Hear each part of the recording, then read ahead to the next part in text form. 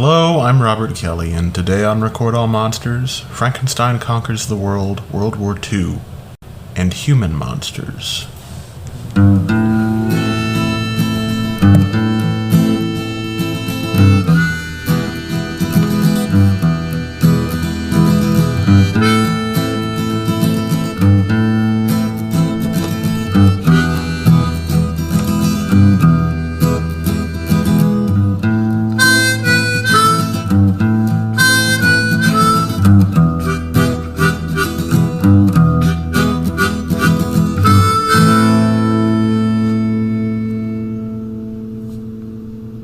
Would you like to see what you brought here?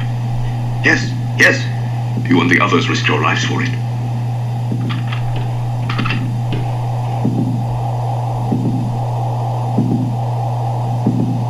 Frankenstein's heart, Lieutenant. Frankenstein? It's still living?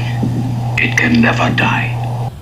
In the background of almost every movie that we've discussed, there has been a ghost. We've named it on a few occasions when it was unavoidable, but there has been a general attempt to keep the tone of this show light and to maintain a relatively fun and light-hearted atmosphere. Today, that ghost will be front and center, at least in the essay portion of the show. That ghost is World War II, the bombings of Hiroshima and Nagasaki, because Hiroshima is where this film begins. After Godzilla debuted in 1954, the general tone of Toho's monster movies remained grave, but lightened considerably from their first effort. This tonal shift was completed by 1961's Mothra, and by 1962's King Kong vs. Godzilla more or less finalized. These were fun, family-oriented movies now, and would remain so. Despite these strides toward a more family-friendly and fantastical, wonderstruck tone, today's film, Frankenstein Conquers the World, is a more serious and dark-minded film. In those terms, it almost feels like a step backwards from the upbeat and triumphant Ghidorah the Three-Headed Monster.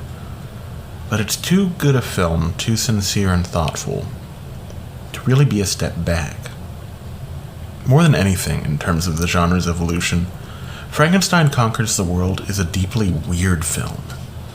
And that comes from a couple of things. Firstly, this is an evolution of Willis O'Brien's King Kong vs. Prometheus story that Toho purchased from John Beck at the start of the decade. After the success of King Kong vs. Godzilla, and not wanting to pay further licensing fees for the giant gorilla, Toho accepted a spec script from the American writer Jerry Soule, who would go on to write for the original Star Trek series called Frankenstein vs. Godzilla. Things get messier from here. Harry G. Saperstein, an executive with the American studio UPA, had been working on a deal with Toho to import and distribute Godzilla movies in the US.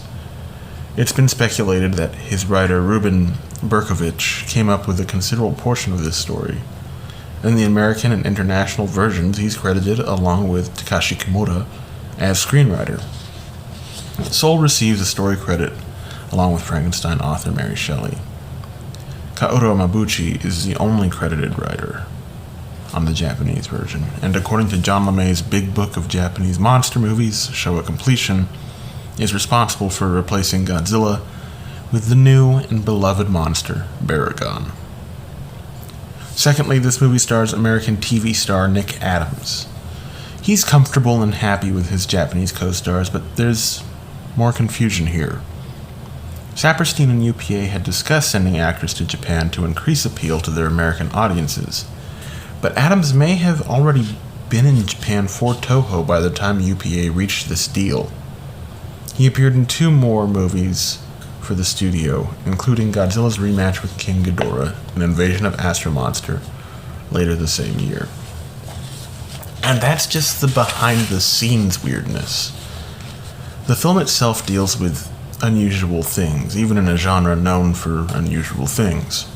In a lot of ways, I feel like this movie, with its heroic, size-changing humanoid monster fighting a big dinosaur at about half the scale of Godzilla, is a predecessor to Ultraman. Just a moody and depressed predecessor. Speaking of Ultraman, let's rejoin his creator, Eiji Tsuburaya, as World War II rages on. Tsuburaya and Toho found themselves making propaganda movies for the Japanese government in the war. Notably for Tsuburaya was The War at Sea from Hawaii to Malaya in 1942. Tsuburaya and his team's work on the film's Pearl Harbor sequence was so realistic that it has often been confused for actual footage shot by Japanese pilots during the attack. The tide of the war began to turn, and eventually in March of 1945, Tokyo was bombed, and Tsuburaya and his family were forced to take refuge in a public bomb shelter during the air raids. He distracted his 3 sons by telling them fairy tales. The tragic bombings of Hiroshima and Nagasaki followed, and Japan surrendered on September 2nd that same year. In a strange and remarkable coincidence, I found myself writing this essay exactly 75 years later, on September 2nd, 2020. In 1946, Tsuburaya was accused by occupying American officers of taking part in an espionage ring due to the detailed miniatures from The War at Sea, and he was effectively blacklisted from the Japanese film industry. He was let go from Toho. Undeterred, he and his oldest son, Hajime, opened their Tsuburaya Visual Effects Laboratory and worked as private contractors in small capacities for various studios. Once U.S. occupation ended in 1952, Tsuburaya was able to resume working at Toho, and for most of the time, he would collaborate with director Ishiro Honda and producer Tomoyuki Tanaka. Once again, the stage was set for great things. And once again, we'll leave Tsuburaya for the time being, but this time with friends, all on the brink of creating the film that would define their careers and lives for most of the world. Frankenstein Conquers the World's frank dealings with World War II are unusual for a film from its time and place, especially as it admits that the Japanese were allied with the Nazis and that this was not a good thing. It's also interesting that its main human character is an American who is working with radiation poisoning victims who grew up in Hiroshima. None of the human characters in this film are innocent, and it takes a much more direct and cynical approach to this than the previous year's Mothra vs. Godzilla, which admitted the same thing but decided that there's enough good in humanity to make it worth saving. This film simply asks the question and leaves it open-ended. What makes us human? And what makes something monstrous? Frankenstein is finally dead. He can't die. His heart will live on forever. One day again we will hear of him. He may be better off now. He couldn't live in this world. Assemble all units, Lieutenant. Company, fall in! Come in! Fall in! Move on! Hold down!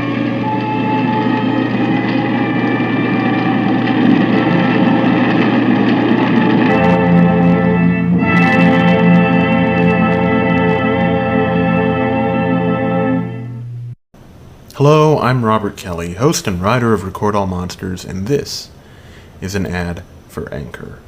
That's right, it's an ad for Anchor, and if you haven't heard about Anchor, it's the easiest way to make a podcast. I was really intimidated at first to start this show until I heard about Anchor, and there were a few things that made me feel more at ease to begin. First of all, it's free. They have creation tools that allow you to record and edit your podcast right from your phone or computer, and Anchor will distribute your podcast for you so that it can be heard on a number of platforms, including whichever one you're listening to it on right now. You can even make a little money from your podcast with no minimum listenership. It's everything you need to make a podcast in one place. And even their ads are easy. The mandatory call to action is something I can state freely. Download the free Anchor app or go to anchor.fm to get started. Doesn't that feel good? This has been an ad for Anchor, and I've been Robert Kelly, host and writer of Record All Monsters. Hello, I'm Robert Kelly. Welcome back to Record All Monsters, where we're here with the lovely Courtney. Hi. And the lovely Nathanael Ross Smith. Hello, thank you. Good to be lovely. You're very lovely. That hat is very nice. Thank you. I didn't wash my hair today. And your mustache is also just, it's very good. Thank you. I feel like it's something I'm stuck with at this point, so nice to know it's appreciated. Frankly, it's iconic. Squeak! Okay, so we just watched Frankenstein Conquers the World. Let's get what are your thoughts off the dome? It was a lot of fun. I think Courtney and I were talking a second ago as you left the room, and just like, I think it would depend on what the list I was making was as where it would rank. As far as a Frankenstein movie goes, it's like, I don't know. I don't know if I would say it's like a top of the list for a Frankenstein movie, but it's a fun movie, for sure. Yeah, I didn't know exactly what to expect the first time I saw this movie. I didn't either, actually. Now, I liked it even more than I was expecting to. I wasn't expecting to not like it, but I had no idea what was coming. I did kind of want to blindside you with it, because the first time I saw it, it was much more poignant than I expected it to be. And like the end just kind of like, oh, okay. Yeah. And we also did watch the unreleased international ending, in addition to watching the normal or more widely available one. So, Nathaniel, what did you think of that octopus? I loved it. That was very much like it felt like. I'm very curious when that was being written, what the thought process was. Yeah. So this is fairly well documented. Okay. You were here when we watched King Kong versus Godzilla, and you'll remember there was a scene with a giant octopus. Right. I was thinking about that. That scene was very popular with audiences everywhere. And the American producer of this, Henry G. Saperstein, he loved that scene a lot too. So just tack it on the end. Yes, because this was a co-production between Toho and UPA and American International. And Henry Saperstein was their go-to, and he was like, "Can we do something with an octopus?" And the movie was basically done at that point. Right. So A.G. Subaraya threw together this octopus scene. Yeah.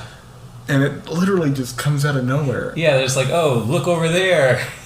It's a giant octopus. Yeah. I kind of wanted it to keep going from there, him to fight the octopus and be like, oh, look over there. It's a T-Rex. Yeah, it's just new things keep coming. It kind of felt like in a video game when you think you've beaten the boss, and all of a sudden it's like, oh no, there's something else you have to fight. Yeah. But it doesn't really, there's no reason for it, it's just kind of there. It's kind of like the predecessor, I feel like, to in Alien, when she gets off the ship and she's in the escape pod and she's like, oh, crap. Right. Like, I'm free. Nope. Now, Courtney, I wanted to get your thoughts on Baragon. He was so cute. He crawled like a little kid, like a little baby. I was pretty sad about his fate at the end. Yeah, Courtney was very obviously rooting for him. Yes. Yes, I was. Also, I think it's really cool that his eyes are covered by his ears while he's tunneling.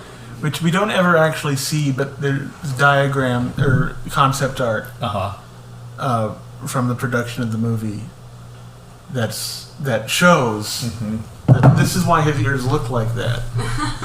And y'all can't see it, but I'm covering my eyes with my hands like ears. Like ears. Yeah. He kind of has an Anguirus kind of look too. Yeah.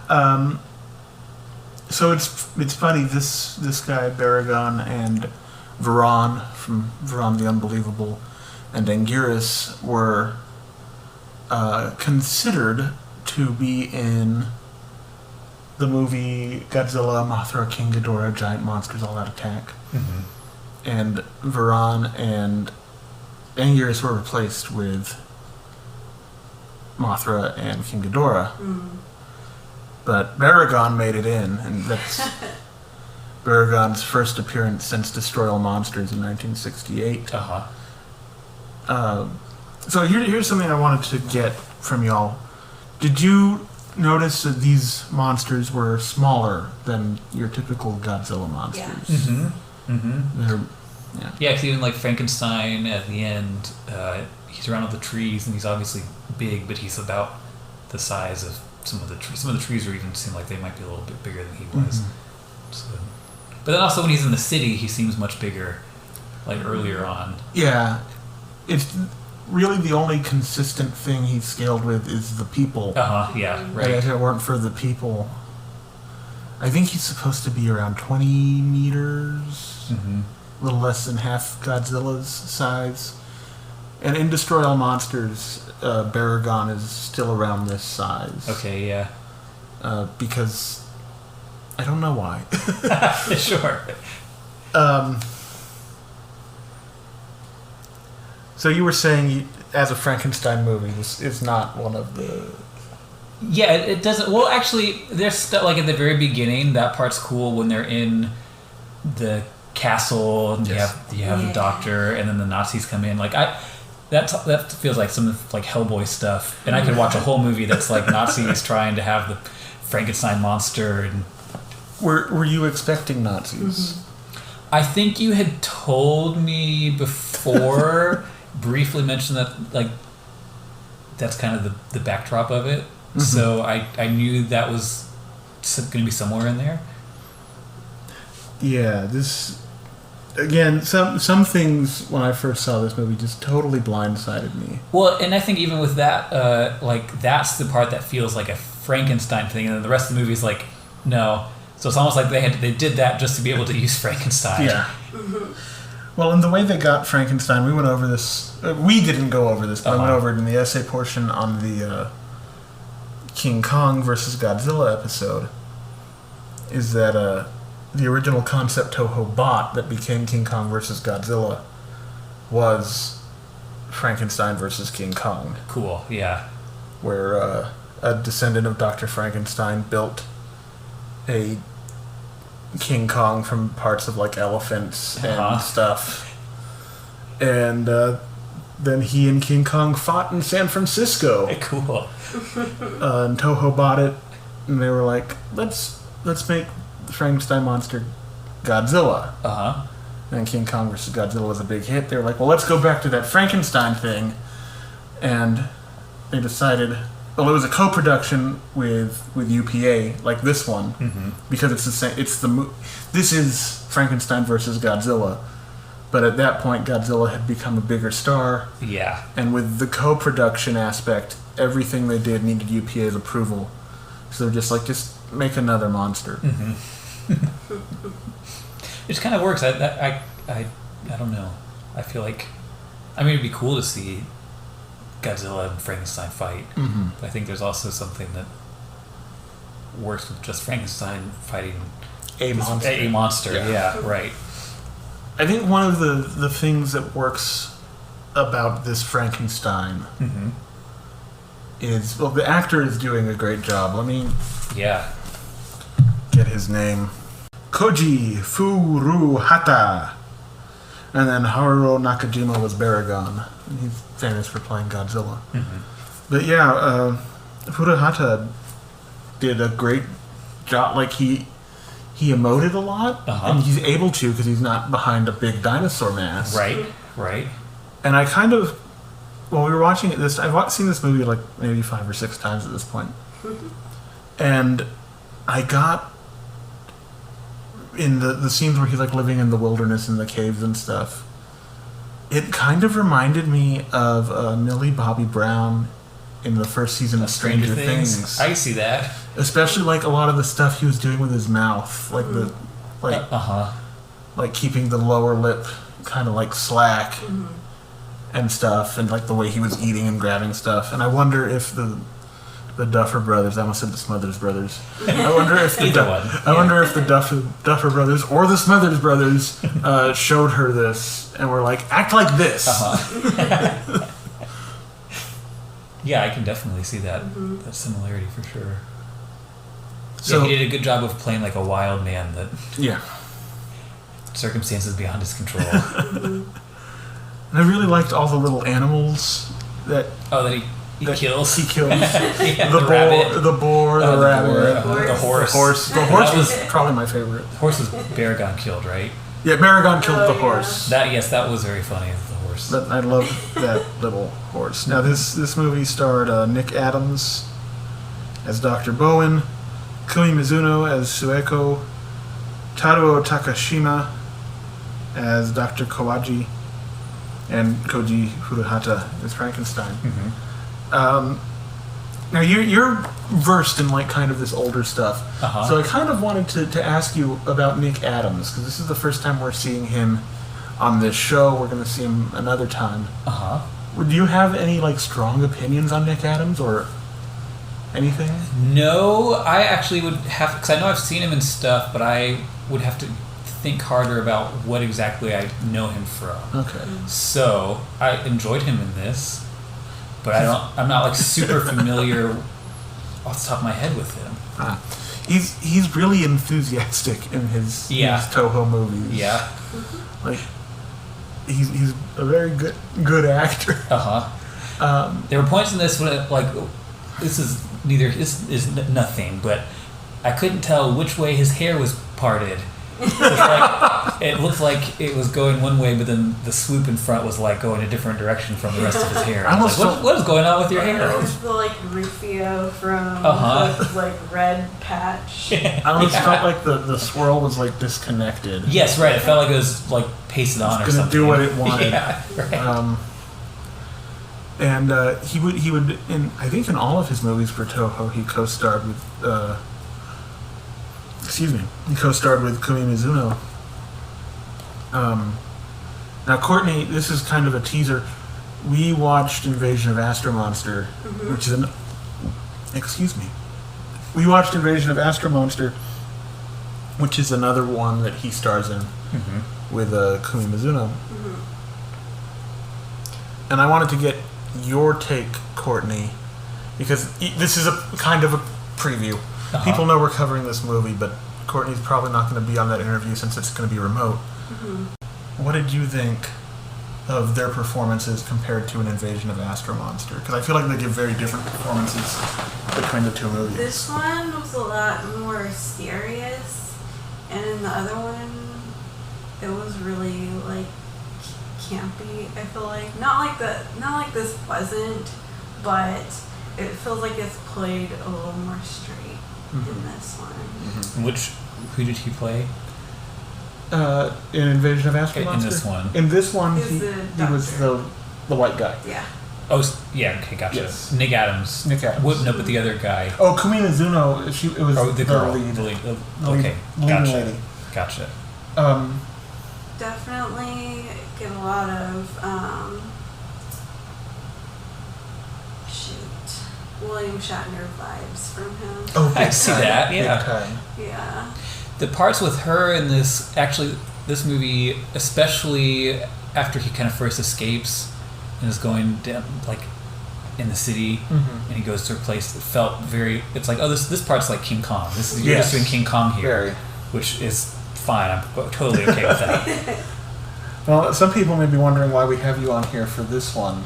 If they don't listen to the bonus episodes, they may not know about our Frankenstein. That's right, obsession and love of Frankenstein. Our Frankenstein friendship. That's right. And but even outside of that, we can count this as a monkey movie. Because in Germany it was released as Frankenstein, the Terror with the Face of an Ape. So it counts. It counts. It counts toward your monkey movie tally. Well, there's a lot to say about Frankenstein, I feel like, but one of the themes in Frankenstein tends to be like people getting obsessed with this thing that they're going to do and not having like far enough reach in their vision of what the consequences are to that, which you see, I mean, like not Nick Adams, but the other guy, the other doctor starts to get like that. He becomes like obsessed. He's like, oh, I need this thing's heart or its hand. Dr. Kawaji. He is consistently doing that. In this, I don't know, the other Frankenstein movies. Well, I remember. I think you and I talked about this like a while ago, but in October, whenever I was watching through all those and watched Frankenstein Meets the Wolfman, they have the whole Festival of New Wine scene. Yes. And I was just kind of watching that, and that song will get stuck in my head. And I don't particularly think it's a great song, but it gets stuck in my head. But last time I was watching it, I was just kind of thinking, just the idea, because that one, whatever that is, like it's mid 40s, so it's maybe even after the war is over when that one's made, I would guess. Yeah, but just there's that scene, there's this whole festival, and it's like this Bavarian town where they all live, and they're having this like ancient celebration, and just kind of thinking like the idea of in the story, here's this place, and it's like the curse of Frankenstein. This whole town is like forever associated with this dark thing that's happened, even though their culture exists so much longer. You have this whole festival they're doing showing like kind of the roots of their culture and stuff, but now it's marred by this one picture of something that's horrible, so like Frankenstein, but it's also like this is kind of like a picture of the Nazis, right? You have this place, and this is like this curse that has stained this place that they can't get rid of in a certain way. And then this, and I guess that even goes with like the obsession kind of thing, but I was thinking about that with this movie. And this one, like, it begins with, there's the atomic bomb, so you have these people, like the idea almost being there's people who get obsessed with this thing, and they can't think far enough outside of what they're doing to what the ramifications are for humanity. And it's like this, it's like the curse of humanity is that we can't ever we can't treat each other well because we get obsessed with whatever it is, protecting ourselves. Well, that was we were talking about that as the movie started, when the bomb went off. We were saying, how could people do this? And one of the things I like very much about this movie is it wrestles with the question of our own culpability. Because it's the only Godzilla movie, or it's not a Godzilla movie, but it's one of the only movies of this time and place that I've seen that's like, we were on the wrong side of World War II. Like, we were allied with the Nazis. That's not a good, and that was not a good thing. And then the bomb. And you have Nick Adams' character who's there to basically make amends. He says that I served when that was happening, and I didn't like that that happened, and I needed to do something, basically against it. Right. And so you have all of our human characters are like actively feeling guilt about World War II. And then in ways like not learning the lesson, like you have the doctor who's like, you should have learned that things like this go poorly for us if we keep acting in these ways and not thinking about how it's going to like have massive effects on everybody everywhere. And then we have also another reason I wanted to show you the octopus ending is that the ending line from Nick Adams is slightly different. In the U.S. version, he says, well, he couldn't really have made it in this world anyway. The line's slightly different in Japanese. It ends with, he's just a monster. Like, he's committing, on a much smaller scale, and with much less culpability, the same root sin that caused America to drop the bomb. Like, it's just this. Right, he's just a monster. He's just a monster. Even though they kind of talk about him as being a human throughout, and especially... They're arguing with the press the whole time. Right. About he is a human. He's a man, And that's kind of... I think that's really one of the things that's kind of the heart of Frankenstein stories, is that he is a man. And society reduces him to a monster. Which is the whole thing I talk about on this show. Is how which, and it's even almost like with that, because like we said the whole time, they're kind of arguing for his humanity in ways, and then at the end that's kind of the line, but almost the idea being that like it's easy for us to do that until hard things happen.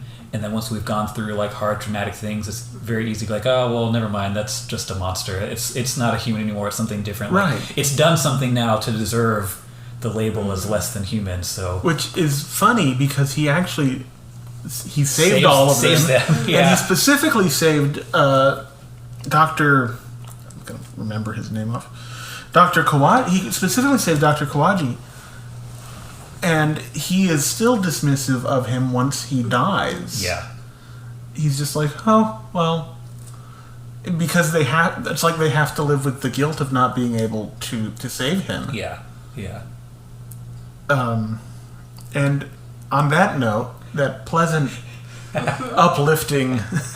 Well, we could say that one thing I thought, too, on a different note with the ending was in the first version we watched, I guess the more widely released one, ends with them going down into the earth, and it's like that feels very much like a Frankenstein thing. Like, this could start with a movie in the next one, and he's frozen underground, and Lon Chaney finds him. Well, I really irritated the host of Monster Kid Radio when I was on there, Derek M. Cook, because I argued that this movie could fit at the tail end of the Universal cycle. Because I think the last time we see in Abbott and Costello, like, doesn't he just sink into the ground again? I feel like what happens is they're out on that dock, and the scientist guy like gets all the gas and lights the dock on fire, and he just falls. He falls like into the water from the dock. I think that's the last. He's on fire. Yeah. Yeah, I think that's the last you see of him. And so who's to say that? His heart didn't come out.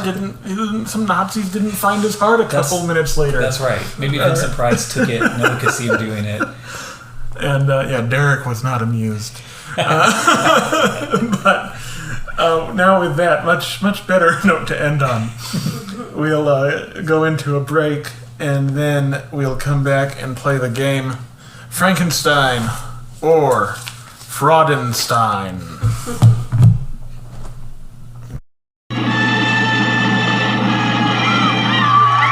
Ocean's unfathomable depths, a gigantic, man-like creature appears.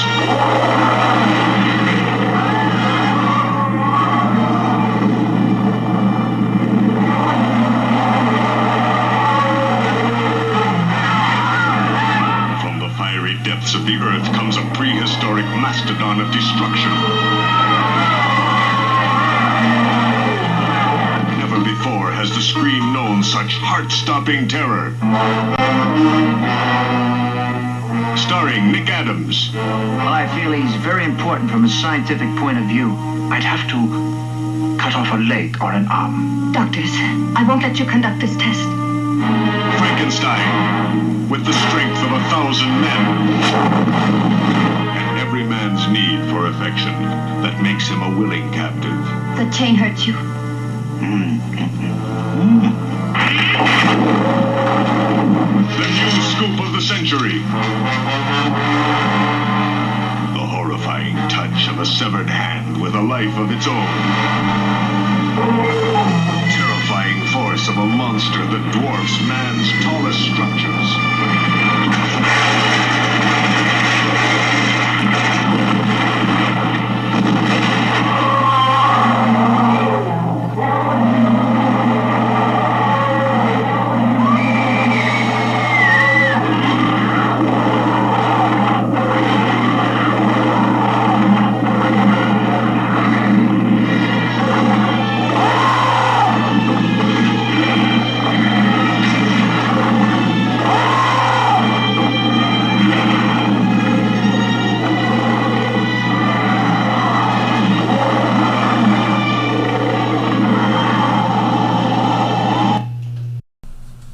Hello, welcome back to Record All Monsters, and we're here with our special guest, Nathanael Ross Smith, and we're now going to play the game Frankenstein or Fraudenstein. Courtney, would you be able to keep score? Yes. We have 5 questions. Okay. And so the real star of today's movie is Frankenstein, who is in the public domain, which means nobody owns him as an intellectual property. He's free, baby. Free like the wind. Now, that also means anyone can use the character in whatever they want. This has resulted in some strange Frankenstein movies, you know the drill, some so strange I made some up, blah, blah, blah. Now, here are the synopses of some weird Frankenstein movies. Your job is to tell me which ones are real and which ones I invented specifically to fool you. Okay. There are no prizes if you win, which is bad, but there are no penalties if you lose, which is good. Mm-hmm. So let's play Frankenstein or Fraudenstein. Okay. Question 1. Oh, and by the way, to answer that it's a real movie, say Frankenstein. Okay. To answer if it's a fake movie, Fraudenstein. Fraudenstein. Question 1. Dr. Frankenstein's monster isn't horny enough, so he cuts off the head of a man leaving a brothel who turns out to be a prospective monk who was only there because his friend dragged him and wanted him to stay out of the monastery, so the monster, much to Frankenstein's chagrin, remains chaste. Is this a real Frankenstein movie, or is it a Fraudenstein? I'm going to say Frankenstein. Frankenstein indeed. Is that one of the Hammer ones? No, it's Okay. 1973's Flesh for Frankenstein. Okay. That was released as Andy Warhol's Frankenstein in America, Okay, yeah. despite the artist merely providing money. Right. Produced by. Executive produced by, here's a check, go make a movie. All right. Question 2. A Mexican Dr. Frankenstein enters his creation in a lucha libre tournament, but has to repair him between fights. Can he keep the secret of El Muerte's identity from being revealed? Is this a real Frankenstein movie, or is it a Fraudenstein? I'm going to say Frankenstein because I want it to be real. It is a Fraudenstein. I man. made this one up, but if it were real, it would have been from 1961 and featured a young Mil Mascaras as one of the monster's opponents. I could feel like it would fit in the Aztec monster canon. I was honestly surprised that this did not exist. I came up with the idea, and I was like, let me make sure that there isn't one. Yeah, and there are lots of luchador movies with the Frankenstein monster, but I didn't find one where he himself Is one of them. was a secret luchador. That would, yeah, I would watch that movie. All right. Question 3. After seeing 1931's Frankenstein in Franco, Spain, a little girl thinks a wounded Republican soldier hiding in an abandoned sheep pen is the monster, and she makes friends with him. He's killed by El Guarda, and she becomes isolated and weird. Is this a real Frankenstein movie or a Fraudenstein? I'm going to say Frankenstein again. You are correct, sir. It is called Spirit of the Beehive. It is also from 1973. Okay. It's a Spanish movie, and it was a major influence on Guillermo del Toro. That makes sense. Yeah. Sounds good. It's really depressing from what I understand. Yeah, that also makes sense. Yeah, right. All right. Question 4. What's the score, Courtney, by the way?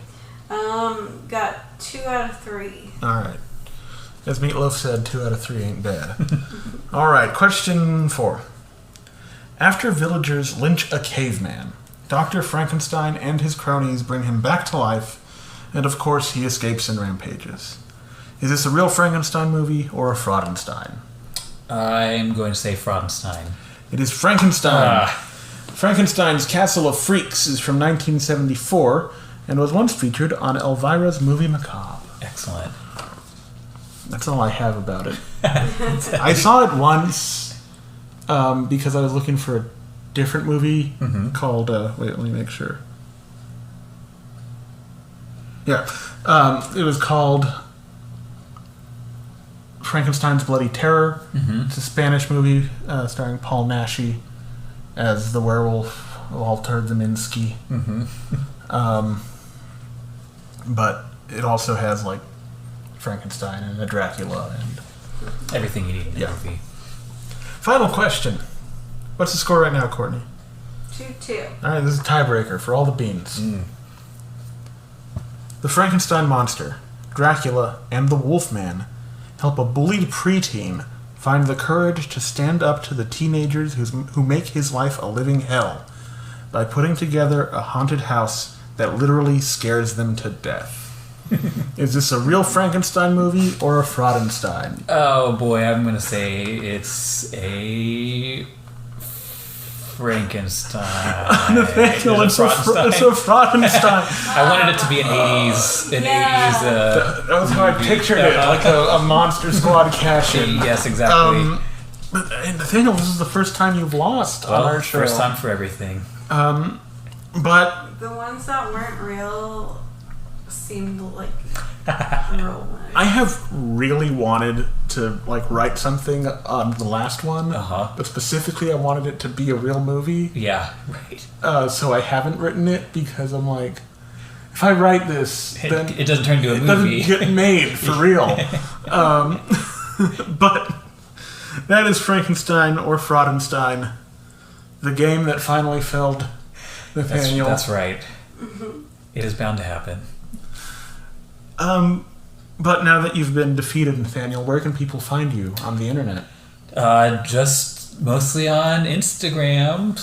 Just my full name, Nathanael Ross Smith. I'm on there drawing pictures, and sometimes I'm not. We'll have a link to that in the show notes. And Courtney, you're here. Why don't you tell us where that is?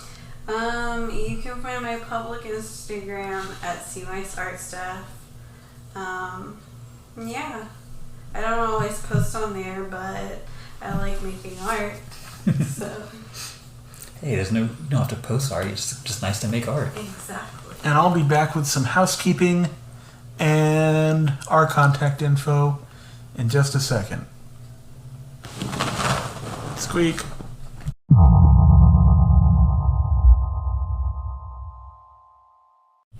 And we're back from the interview and the game.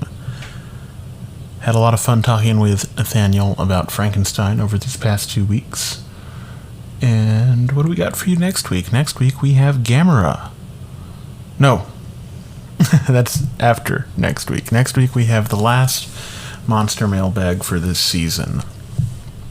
Monster mailbag number 7. So send us your questions, your comments, your faint or damning praise. You can email us at recordallmonsterspod@gmail.com. Find us on Instagram at recordallmonsters.pod. Find us on Twitter at monstersrecord, and we are also on Facebook. If you just search Record All Monsters Podcast, we show right up. So next week, like I said, we got the Monster Mailbag. Contact us at the places I just said. The week after that, Parker and Q are coming back. We're going to talk about Gamera. And the week after that, we have a special surprise. We've teased it a little bit, but we'll be starting something. Then you'll see that in our social media posts and in the title of that episode. So, just between now and then, remember that monsters are your friends.